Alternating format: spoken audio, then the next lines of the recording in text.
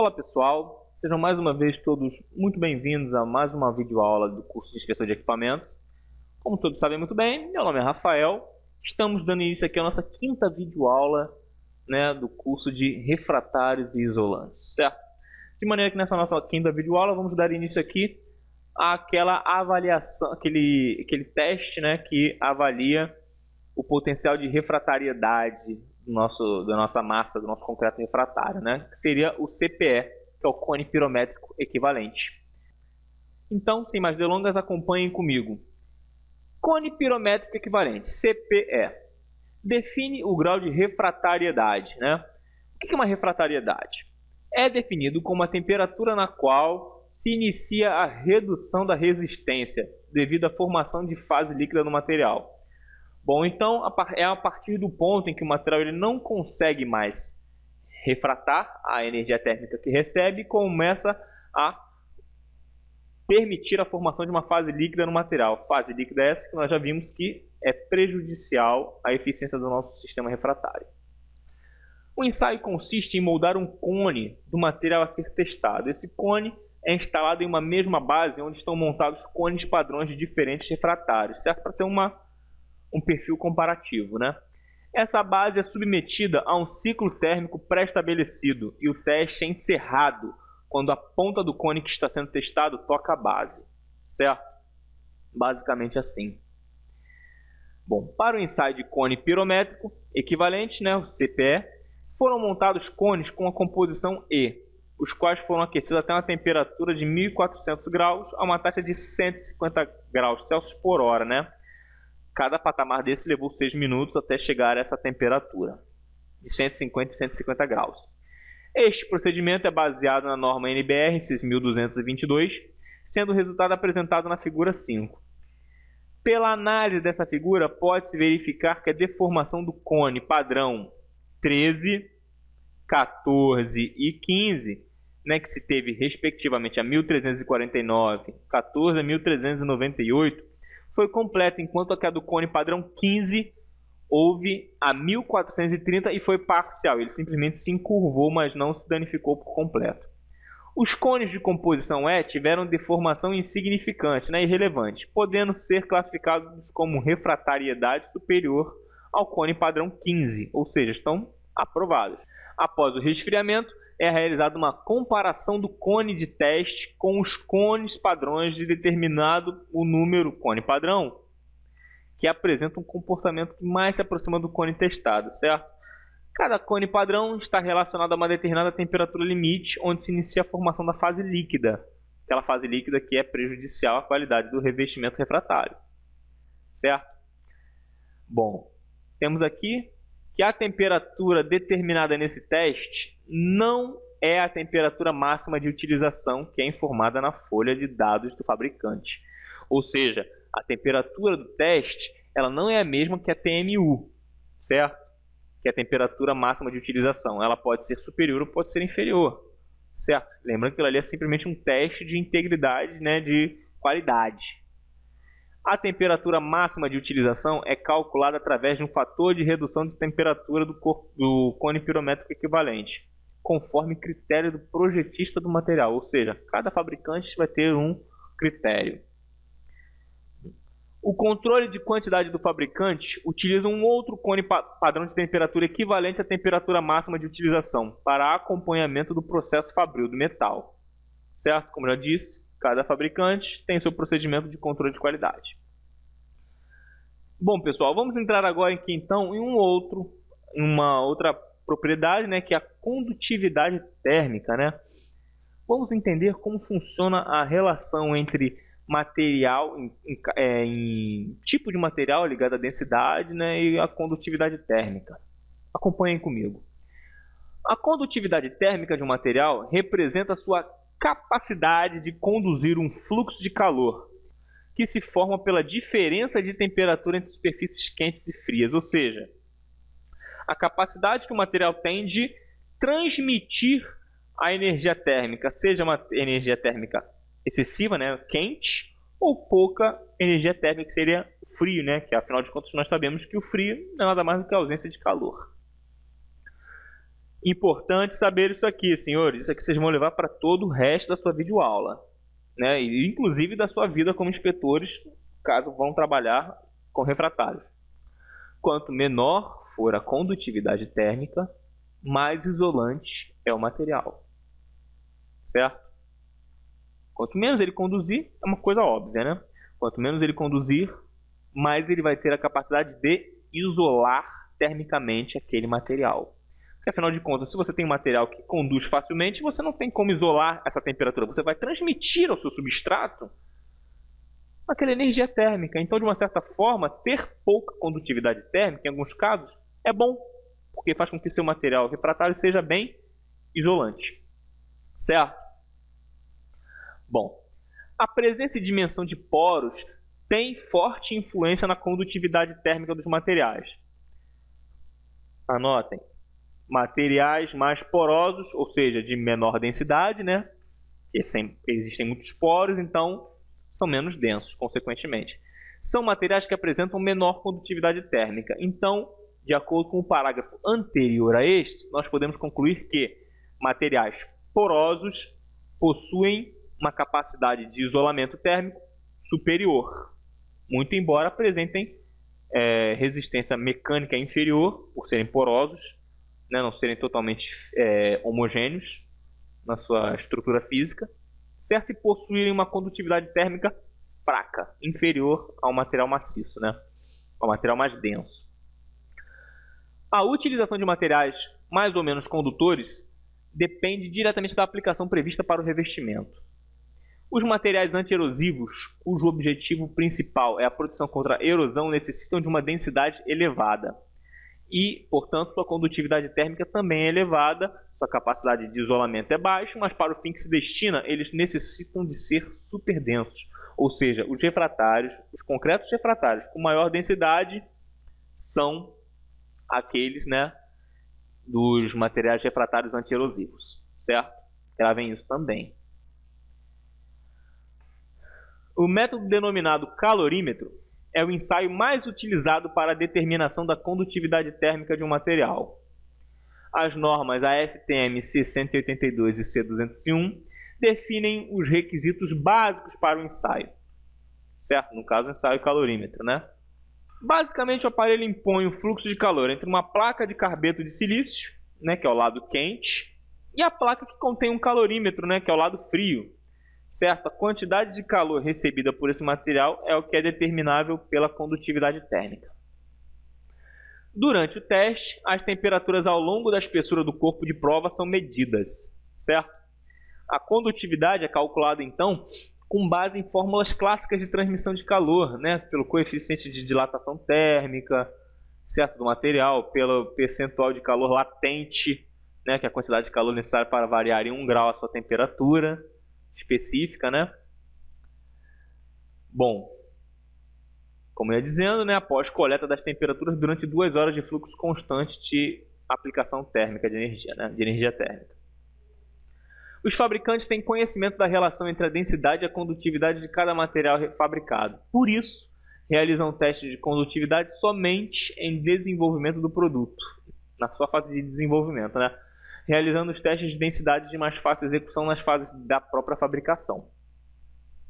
Certo? Agora vamos falar sobre densidade ou massa específica aparente, né? O MEA. Densidade é uma medida indireta do poder isolante do material, como já podemos ver, e substitui o ensaio de condutividade térmica em diversas fases mencionadas na tabela 5. A tabela aqui abaixo, né? Então, nós sabemos que a densidade tem poder diretamente em relação a propriedades isolantes ou condutivas, né, de capacidade condutora do seu isolante, dado o fato que quanto mais denso, melhor condutor, pior isolante. E quanto menor a densidade, menor condutor, melhor isolante. A densidade, que é dada em quilogramas por metro cúbico, né, uma vez que a densidade é vista pela massa do material dividido pelas suas dimensões de volume, é influenciada principalmente pelo peso específico dos agregados utilizados e da porosidade existente do material, certo? Quanto menor a densidade do material, menor a sua condutividade térmica. Já falamos isso inúmeras vezes. As normas ABNT 6.115 de 1996 para materiais conformados e 11.221/90 para materiais não conformados definem a metodologia do ensaio, cujo objetivo é determinar a densidade, incluindo os poros abertos e os poros fechados. Bom, o ensaio consiste em aquecer o corpo de prova padrão a 110 graus Celsius com uma variação positiva e negativa de 5 graus por 24 horas para a remoção completa da água não combinada. O corpo de prova é resfriado, medido e pesado em balança de precisão. A densidade é calculada pela seguinte equação: massa dividido pelas dimensões que formam o volume do seu elemento, do corpo de prova, né, que é comprimento, largura e altura. Falemos agora sobre a VDL, né, que é a variação dimensional. Nos processos de queima e secagem, os materiais refratários sofrem mudanças dimensionais de dilatação ou de retração, certo? E esse fenômeno ocorre somente na primeira secagem, certo? Somente no primeiro processo de secagem. Devido ao aparecimento de trincas, devido às tensões decorrentes dessas mudanças dimensionais, é necessário que os materiais apresentem a menor variação dimensional linear possível. Quantidade excessiva de trincas, no caso um alto VDL, irá influenciar negativamente no desempenho do revestimento em operação, justamente por ter uma dimensão prevista, né? Se você não tem a dimensão prevista, você já tem um plano de funcionamento previsto. Se essa dimensão se altera, consequentemente, né, a sua eficiência também será alterada negativamente, porque vai fugir do previsto. O ensaio para a determinação da variação dimensional linear consiste em efetuar medições ao longo do comprimento do corpo de prova antes e após a secagem. Devem ser efetuadas 3 medições conforme a figura a seguir. Certo? Temos aqui a face, né, do maior corpo de prova. Temos a primeira medida, a segunda medida e a terceira medida. Certo? E após o término das medições antes da secagem, aquecer o corpo de prova a 110 graus Celsius durante um período de um dia, 24 horas, até a remoção completa da água. Resfriar o corpo de prova e efetuar novamente as medições descritas na figura anterior. Calcular o valor da variação conforme a seguinte expressão: variação dimensional linear igual ao comprimento do material em caráter final, né, comprimento final, menos comprimento inicial dividido pelo seu comprimento inicial vezes 100, porque você quer uma resposta em percentual, certo?